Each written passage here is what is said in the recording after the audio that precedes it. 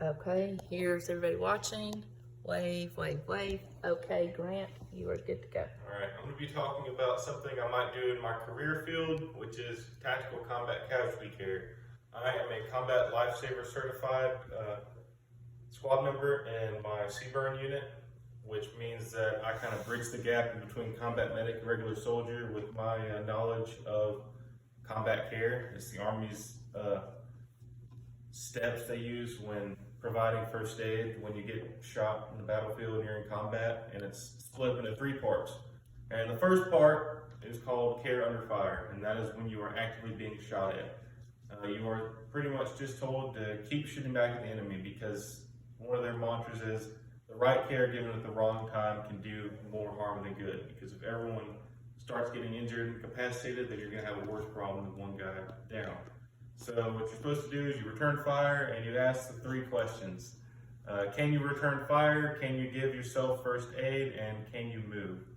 And if they cannot move themselves, you can go up to the subject, which here is a really creepy doll, and you can put on one combat application tourniquet, which in this case is going to be a homemade tourniquet with a pencil and a piece of cloth. And you put it high and tight and over the clothes. You don't try and find where the wound is, because bullets are weird and they can enter your leg right here and come out through your thigh or through your armpit. It's very weird. So you just do it as high up on the body as possible to stop the bleeding. And then you just continue to return fire after moving them quickly. And then this brings us into our second type of care, which is tactical field care, which this is when you're not being fired at anymore and you're in cover and you still have people watching over you, but you're all right to give care. So at this point, we use the acronym MARCH, which stands for Massive Hemorrhaging, Airway, Respiratory, Circulation, and Head Injury. Massive hemorrhaging is like what causes 85% of combat deaths, so it's the first step. You check the subject, you do a head sweep, a body sweep, you tiger claw. You don't just look for the bullet holes, because sometimes bullet wounds do not bleed because of the body's response system, and you look for any sort of bullet holes inside of the subject.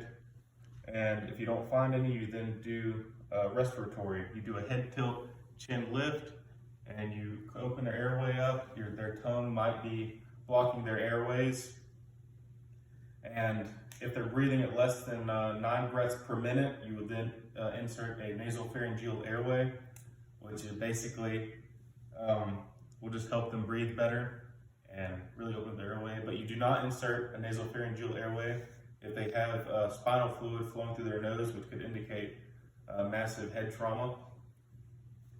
Then C for circulation. After we've done that, we make sure that we can cut away the wound where we have tourniquets already on the body, and we can move those tourniquets down to where they're 2 inches from the bullet wound, so that they don't have to cut off the entire leg if the tourniquet has to remain on for hours upon hours, because tourniquets can only stay on for about a couple hours before they start doing bad nerve damage. And then after circulation is head injury, and you check them for head injuries. Then after that, you check for bone injuries and burns. If they have burns, you would apply an Army SAM splint, which is basically like a splint made of foam and metal bars. You would then just take duct tape and tape that over the body. You don't try and set it, you just try and stabilize the limb. And if they have burns, you pretty much put water on a bandage and you tape that to them. And after that, you go into tactical evacuation care, in which you would go on the radio and you would request a 9-line medevac, and you would then give information such as your location, radio frequency, call sign, and number of patients, the nationality of the patients, if you have any POWs that need medevac, and you have to get through the first 5 lines of a 9-line medevac in order to get a bird in the air. And after that, you make sure that the subject doesn't experience shock, and you keep them warm and comforted, and try and get them out of there. And that's my little crash course on TC3.